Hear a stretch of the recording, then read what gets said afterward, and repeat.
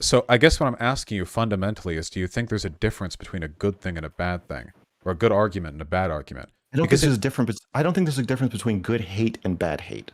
okay, I think that's where our disconnect is. so You think it is okay to not empathize with Nazis and to hate them, and I don't. a slave's hate for his master then is to you the same as the master's hate for his slave? No, to say they're the same, they're not the same because you just changed the roles, so they're not the same at all. Of course they're not. That's hate. I'm In saying both cases, there's hate between them. Is that not the same? that's not a fair question. Is it? I thought you just said that all hate is the same. I'm sorry if I misunderstood. No, I said I don't think there's a difference between good hate and bad hate. I feel like your association between hate and empathy is tenuous at best.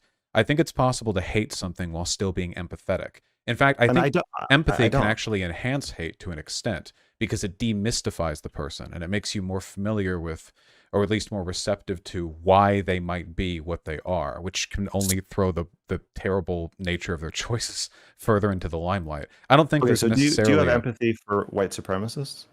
it, there are a bunch of characteristics associated with empathy, some of which I feel for white supremacists and some that I don't.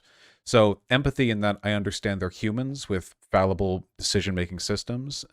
Empathy in the sense that I know if born in the wrong family in the wrong time, I could have had the beliefs they have, certainly. But But you empathy, care about them. care about, yeah, I have to. You have to change their minds. But empathy, I think to you, I think you can have empathy for the Nazis as you bombed Dresden.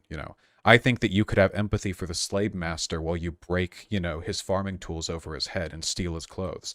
I think you could have empathy for your oppressor as you slaughter them. I don't think, to me, maybe my definition of empathy is different from yours. It's a consideration of their humanity. But humans do things sometimes that make them worthy of death, at least in open conflict. I mean, if not through the judicial system.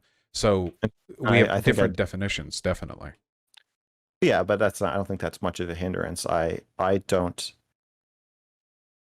believe that people do things that make them worthy of death. I don't believe in the death penalty. Not And judicially, I agree with you. I think there are better ways there. But, if Auschwitz-Birkenau is being staffed by Nazi guards who will open fire when Allied soldiers approach, I don't see any reason why it's morally wrong to crack a few off before you even approach the camp. Or knowing, for example, that there are supply lines that are, feeding the Western Front that you could bomb and save yourself the trouble in the long run. There are plenty of things that you could do that are justifiable and involve death that are not judicial in nature. Warfare, the Civil War. I mean, they started that war after all, kind of brought it on themselves a bit, I and I, think. I think it would be better to admit to yourself that you're probably killing a large number of people who don't really deserve to die. Sure, but deserving there is kind of a tricky word. The better question for me is there a better alternative which hurts fewer people? And with regards to the Civil War, my belief there is no. I think that by the time the North committed to military action, that was the best possible option. And Yeah. likewise with So Nazi Germany. We should have started off way earlier with that one, in fact.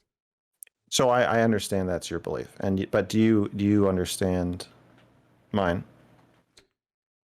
Well, I think that yours is inapplicable mostly. I don't know how you can make decisions if Well, whether you're you think always it's stupid or naive, I'm asking, do you understand it?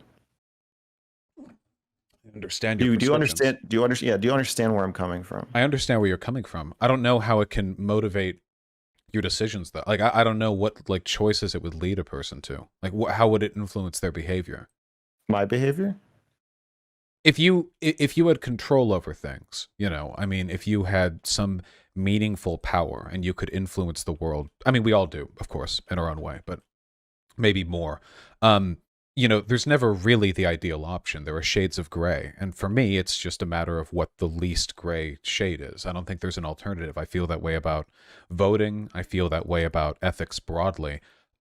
So, do I wish things could have been better? Sure. But I know that there's probably not much utility in fixating on that past the point of no return. Right now, we don't need to have a civil war in the United States, right? I mean, we don't have to, I suppose, but one might happen, maybe, and if it is, then we should be ready for it, shouldn't we? And if it's not, then we should do what we can to prevent it. But I don't think people are gunning for it as though it's a foregone conclusion, at least not yet. I just Okay. don't. I just don't know. I mean, you know, you can treat it all with compassion if you want. I distinguish critically between good things and bad things. I actually think that's a very, very important distinction. Yeah. And I think I don't as much. right. Well, I guess that's a way of thinking of things. Sure. Yeah. With that in mind, though, I have no idea what kind of prescriptive statements you could ever make on any issue if you don't distinguish between good and bad things and just sort of ubiquitously believe all people deserve consideration regardless of the morality of their positions. I don't know where you'd go from there.